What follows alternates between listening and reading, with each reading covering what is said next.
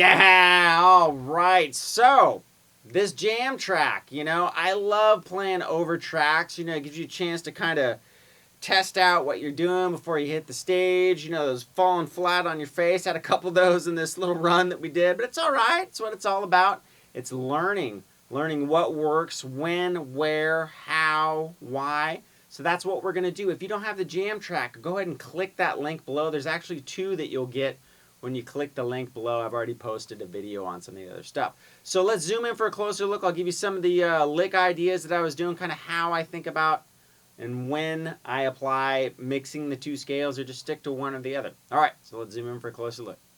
All right, so let the magic begin. When I discovered this, or actually not discovered, when I was shown this, it just blew my mind and opened up a whole new world of soloing, right? Excuse the singing, I just couldn't resist. But what we're basically going to do is take 2 scales that we probably all know. I mean, it's the same shape, right? Just put in different spots. Major and minor pentatonic. And we're going to either use one, the other, or both at the same time. And this is where so much of rock and roll, whether it's Clapton, Page, Beck, Van Halen, Neil Schon, David Gilmour, any of these guys, they fuse that stuff together over chord changes and really get those awesome, like, where did that riff come from? Those notes aren't in my pentatonic scale or whatever. So we're going to show you how to do that. So watch this, I'll show you. E major pentatonic, for those of you who don't know what E major is, if you know E minor pentatonic, all you're doing is you're scooting down 3 frets. So now it's... Right, that's E major pentatonic. So here's what E major pentatonic sounds like over our chord progression.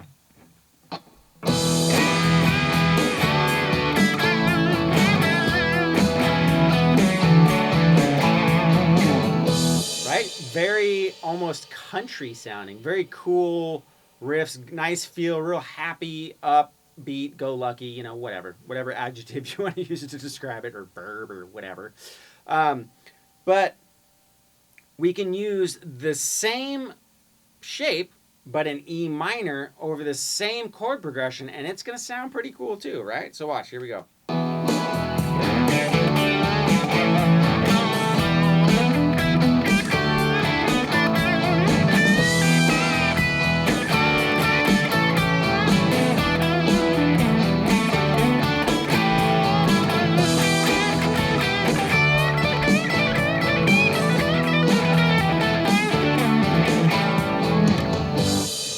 So, what just happened there? Well, we're not dealing with specific major or minor chords per se. A lot of what I was doing are 5 chords. Now, that was E major chord.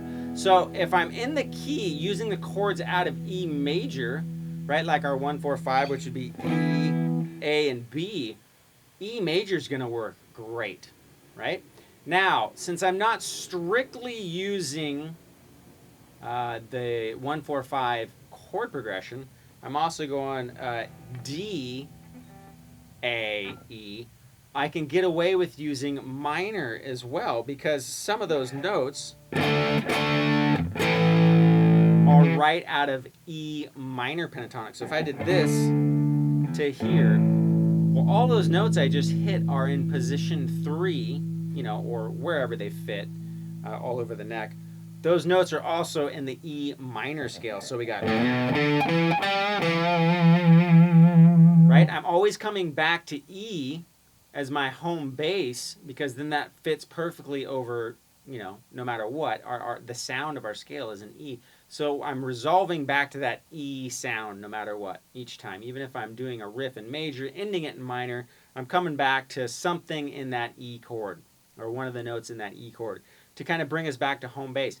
Now, where things get really awesome is when you combine the 2 scales together. And I use the minor shape as kind of my box that I put all the major notes into. So, if I'm in E minor pentatonic, this first position, right, we're doing this.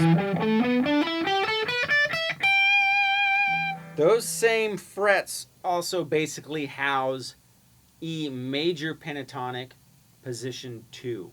Okay, so position 2 of major overlaps into position 1 of minor, or all the way up. If it's position 3 in minor, it's position 2 in major over the top, or whatever. You get the point. I don't know if that came out right, but you get the idea. So position 1 here is position 2 of the major scale. So if I'm in position 2 here, it's position 3, blah, blah, blah. So that gives us, if I use E minor pentatonic as a reference point and fuse major on top of it, we get... I'm also going to add one extra note, blues note. Right? Now you can also fill in all these other notes. And you start to get all these different note variations. Now, what's that sound like when we fuse those two together? So if we go...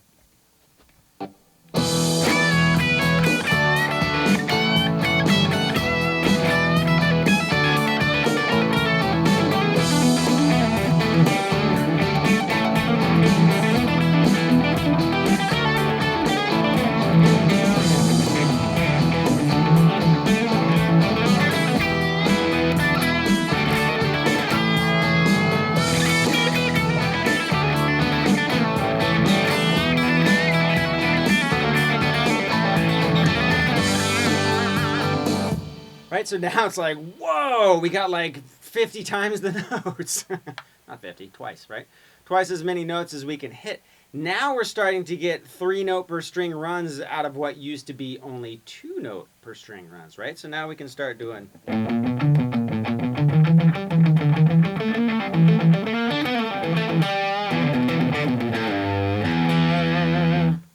That's the first thing I'm thinking about, right? Those positions fused together. Now, the other lesson I alluded to, octaves and chords.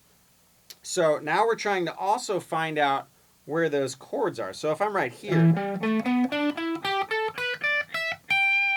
well, I have an E major chord right inside of there, right? So, right? You see how that fits over? So this is an E major chord. Almost all of those notes are in the E minor pentatonic scale as well, basically except for this one, which is the major third, which makes the chord major or minor. So when we start to add that note in there, it starts to be a minor pentatonic shape with an E major pentatonic feel. Watch, so we can go like this. That note.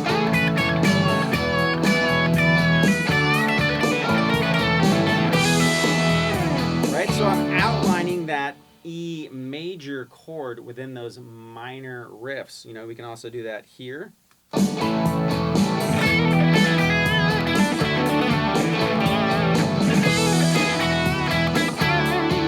Right? So we have an E major chord right here. Minor riff. E major sound. So what I'm gonna do is when I'm jamming in the the beginning part, E, I'm gonna stick a lot of the time in the actual E major scale and hint at the minor notes. So here's what we're gonna do, and I'll break down these riffs. I'm just gonna kind of outline what I'm doing. I'll break down a lot more of the riffs in the end of this lesson and in another lesson after this, and then we'll just do all riff ideas. I just want to get used to the sound. Right? Sorry.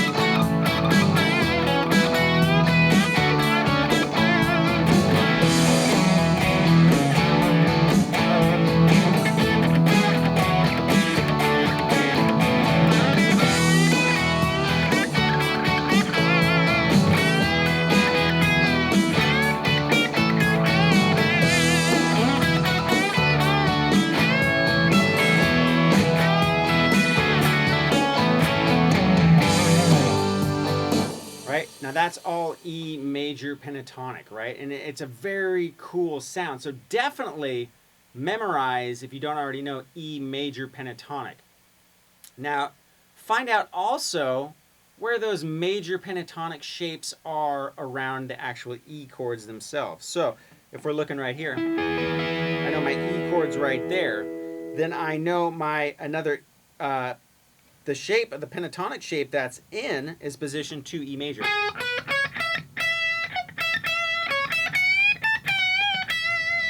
Right, and I also know where that E major chord is within that minor shape. So if I just stuck right there alone, here's what we would get.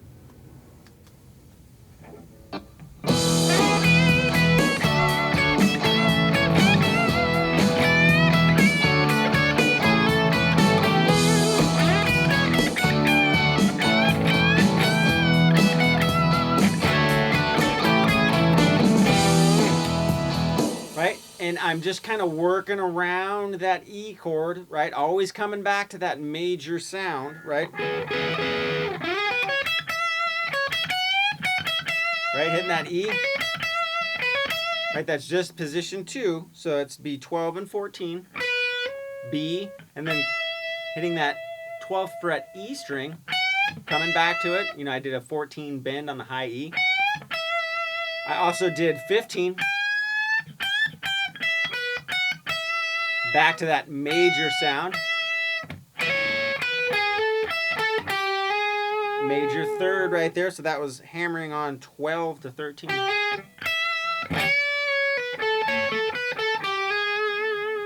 Right?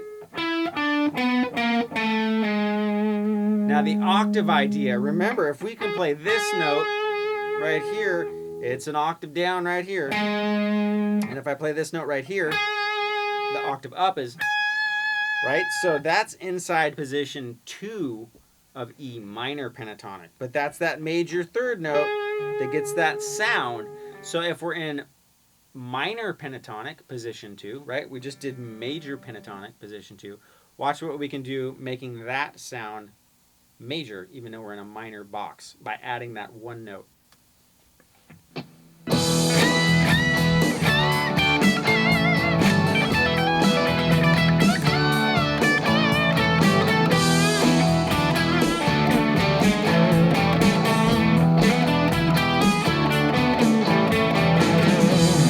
Okay, so started in major, and then I hammered into that major third. So we started in minors, position 2.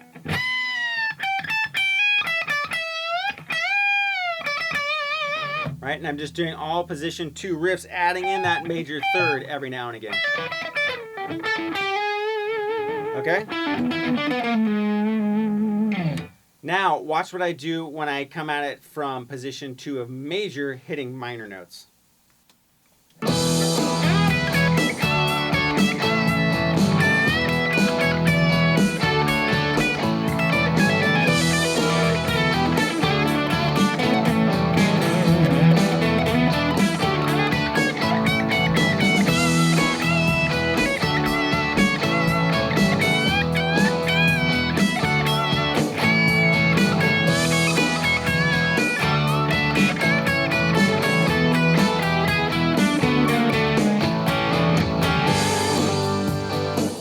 Right? So that was kind of the opposite approach. Now that you have the basic idea of where we're going with this, I'm going to put up a lesson following this, and I'm just going to give you 100 million ideas, literally 100 bazillion different ideas, and show you when to apply it over the chords. All right? So that's basically the intro to the lesson. Now let's get on with the actual riffs.